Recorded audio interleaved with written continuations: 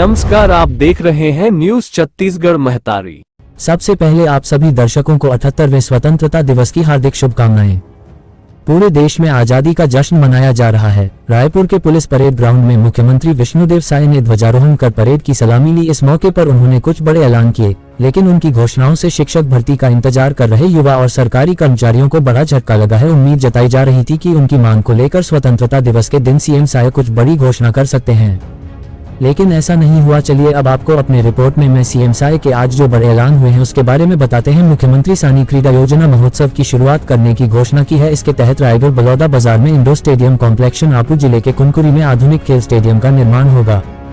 ST/SC OBC candidates के लिए भी बड़ा ऐलान करते हुए सीएम ने कहा कि उन्हें UPSC की मुफ्त कोचिंग दी जाएगी। आदिम जातीय विभाग की तरफ से नई दिल्ली में छत्तीसगढ़ के 185 अभ्यर्थियों को फ्री कोचिंग मिलेगी। दिल्ली में कहीं भी रहने पर स्टाइपेंड किराया नहीं देना पड़ेगा। इसके साथ ही सरकारी नौकरी में युवाओं को 5 साल की छूट और नालंदा परिसर में सर्व सुविधा युक्त लाइब्रेरी की सुविधा मिलेगी। रायपुर के नालंदा परिसर की तरह ही प्रदेश के 13 निकायों में लाइब्रेरी शुरू की जाएगी। उद्यमी युवाओं को छत्तीसगढ़ उद्यम क्रांति योजना के तहत 50% सब्सिडी के साथ ब्याज मुक्त ऋण दिया जाएगा।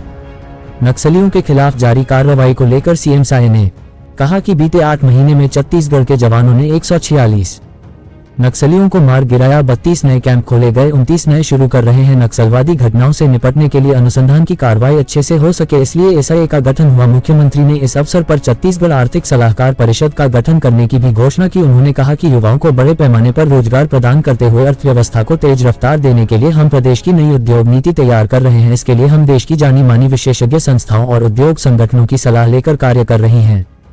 सीएम ने आगे कहा कि औद्योगिक अवसरों को आगे बढ़ाने देश दुनिया में जो नवाचार प्रारंभ किए गए हैं उन्हें राज्य की परिस्थिति के अनुरूप लागू करने छत्तीसगढ़ आर्थिक सलाहकार परिषद के गठन का निर्णय हमने लिया है।